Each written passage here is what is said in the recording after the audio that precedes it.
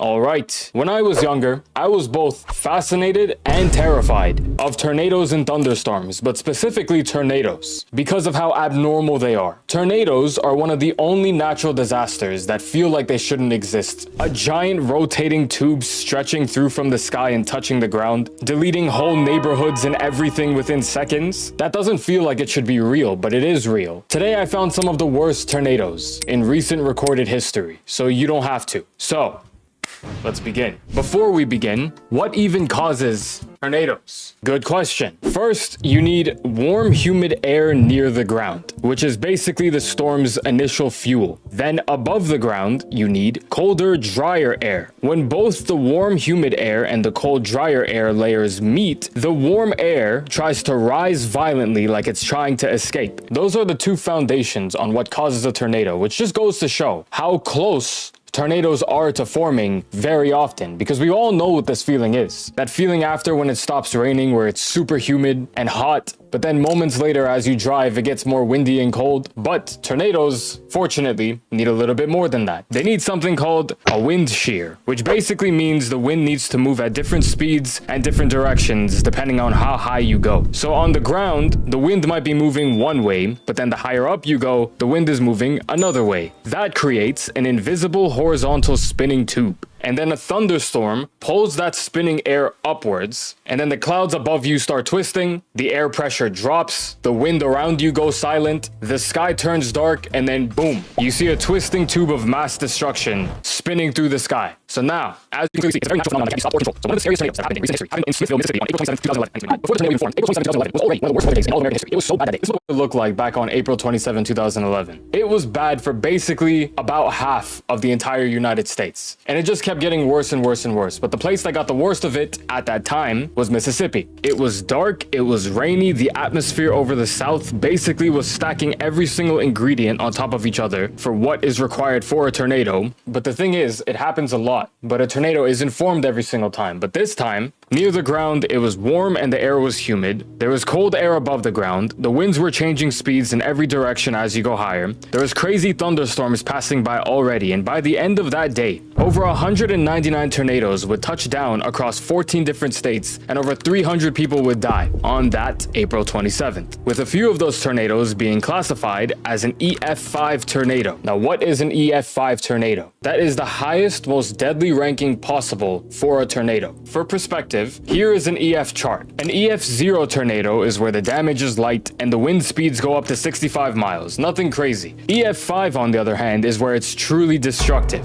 where the winds go up to 200 to 300 miles per hour plus, and the destruction is catastrophic. Smithville got hit with an EF5, and it's already a small town. So at 3:44 p.m., the EF5 tornado formed with an estimated wind peak of 205 miles per hour, destroying about 35.1 miles worth of destruction, with the tornado having a width of 0.75 miles. Do you have any idea how unbelievably wide that is? Since it was a small town, it quite literally nearly wiped it out of existence. Now this is where it gets crazy. Right now I'm just throwing numbers at you and showing what the tornado looks like for perspective. But this tornado was so abysmal, it doesn't even sound real. It sounds like it's not even physically possible. One of the houses had a 1965 Chevy pickup truck parked outside, which is a 3,750 pound car. It got picked up and thrown into the tornado, and it was never found. It was not found upside down somewhere. It was not crushed in some random field or in a ravine or in a tree. It quite literally disintegrated into complete oblivion, just gone. If the tornado did that to a 3-ton car, just imagine what it did to the houses, made of wood and light bricks. It deleted them. Houses started vanishing off the ground. Parks started vanishing. Trees that were hundreds of years old started flying into the air. Stores, post offices, whole police buildings, water systems, everything got deleted in the span of a few hours. So there was obviously a tornado warning, and the people who didn't evacuate in time had little time to think. So inside the homes, people only had seconds to react, but of course, at wind speeds that fast, it's not enough time. People ran into their bathrooms, they locked the door like that does anything, like the tornado is just gonna come inside the house, unlock the door, and then come inside. They hid into their bathtubs, they went into their basements, everything deleted. So this is what the siren sounded like that day. Oh, hell no. Oh, hell nah. Oh, yeah. I for sure would think that the world is ending if I was there.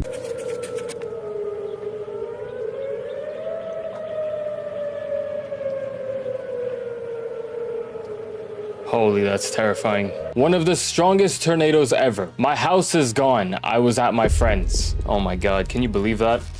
You go to your friend's house just to hang out, just to play some Call of Duty. You come home and then your house is just gone. Unbelievable. So this was the aftermath. People's whole roofs were taken off. These people got it easy compared to some of the people. This is obviously extremely rough, but there's some people who got their whole houses picked up off the floor and thrown into the air. Like, look at this. What is this? Oh my God. Yo, this guy does not realize he needs to get the hell up out of there as fast as possible. Oh my God. I live in Yazoo City. We were hit on April 24th, 2010 by a devastating E4. What was going on that week? That was nearly 2 miles wide. Small towns are the backbone of the country. It's very hard to recover from such a devastation. I pray that you folks can put together a plan that works. In the age of billion-dollar bailouts of corporations, there seems to be little left for small towns that suffer like this. It really hurts. Damn. I remember when we heard about Smallville, dozens and hundreds of people from Philadelphia drove over each day to help clean up. A lot of the guys from my school skipped to drive over there. I remember we kept it up for about 4 to 5 weeks. Okay, I want to see more footage of the actual tornado. Oh my God. Yo, that's so crazy. Man, you gotta see this debris up in there. Yo, these guys are just laughing. Do they not realize? This was 15 years ago. What can you do? It is. It's starting to whirl back. Yo, I don't know if any of you have ever seen a tornado in person. This video does not do it justice. Anyways, okay, here's another video I found. Oh my God. Like, look how far in the distance the tornado already is when it had already destroyed this area probably like an hour prior.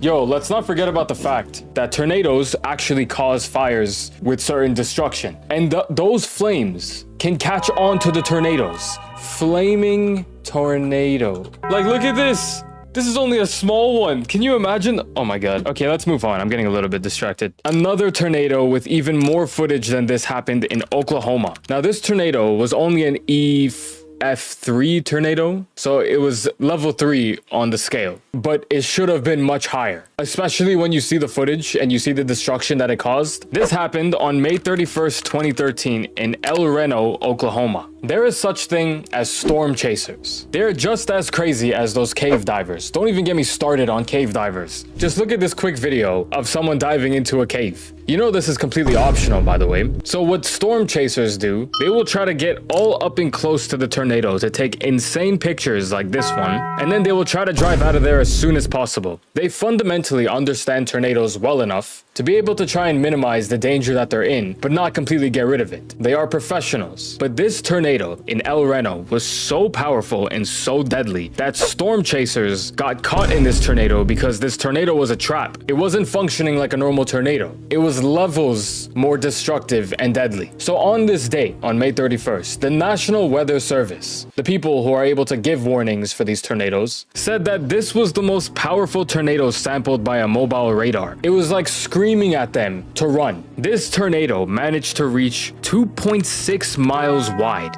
or this many kilometers. The last one was 0.75 miles wide. This one was 2.6 miles wide. Brother, do you know how crazy that is? Look, tornadoes are what I imagine would take place on Earth when the end of the world is here. Just tornadoes everywhere, the size of like 10 kilometers. The warning for the tornado was done a lot of time in advance, so the people managed to evacuate, but it still managed to kill 8 people and injure 26. So this is footage of the actual storm chasers that day. These people survived, but some didn't. We are sitting in Chickasha, Oklahoma.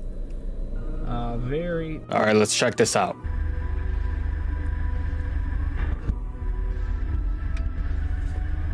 Oh my God. Look at how fast the clouds are moving. I found a better video that I'm going to show after this that actually puts it into perspective how fast the clouds are moving. Oh, hell no. So this is where they start to go closer. Don't know why. Seriously, I don't know why anyone would want to go closer to this. Turn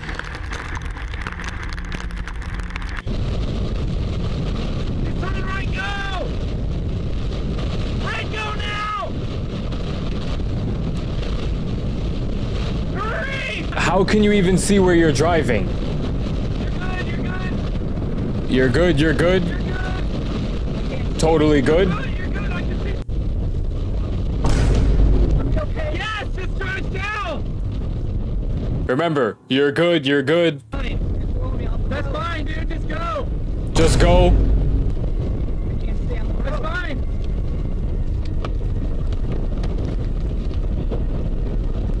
Okay, yeah! You're fine. Don't move! Did they just get hit by a car and the first thing that he says is, you're fine? How? What the fuck is going on? What are these humans? What did he just get hit by? He just got hit by a car! You're fine. What is this video? Don't move! Sit down! Duck down! Duck down! Yo, they're still driving closer to it! You're good? I don't think you're good. Right? Oh, shit! Okay, now they're getting out of there. Go, Brett, go! Quick! Yo, he's driving with the windows down. These people are crazy. These people are just crazy. Okay, let's go on to the next piece of footage. So this video puts it into perspective on how wide the tornado actually gets. Oh my god. Oh my god.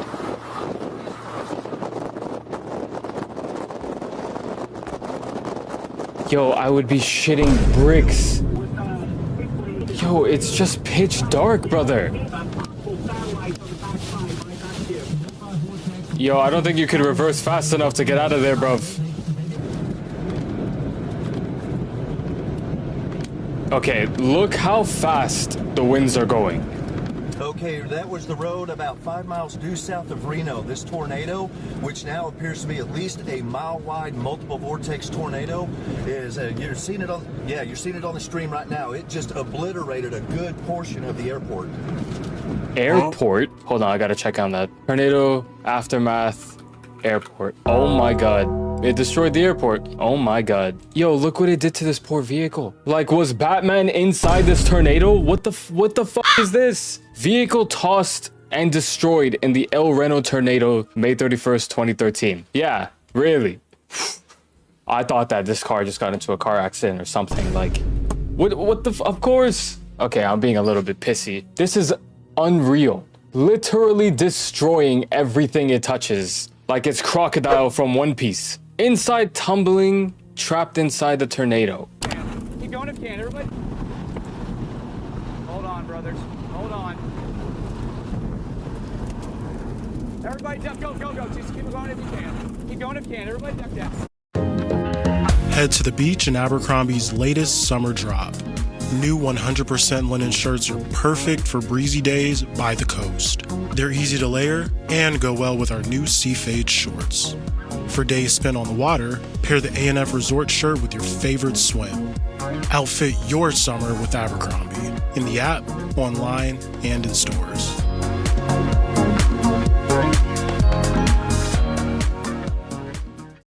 The people of Britain love their fancy blenders. Business.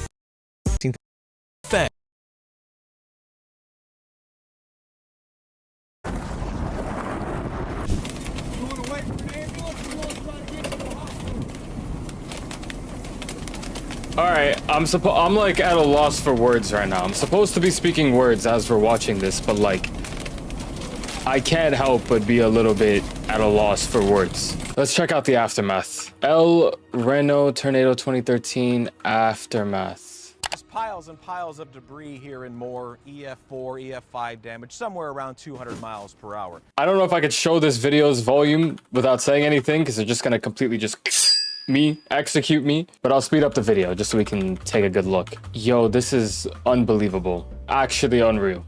Okay, anyways. I think I've explained it well enough why I was so interested, fascinated, yet terrified of tornadoes. Because look at what it could do in the blink of an eye. And it's a natural thing that the earth does, like, oh my goodness. Anyways, you want to see me make a part 2 of this video, you know what to do. Go check out these videos if you enjoyed this one. I'm dropping these quarter zips later this month. I will see you later.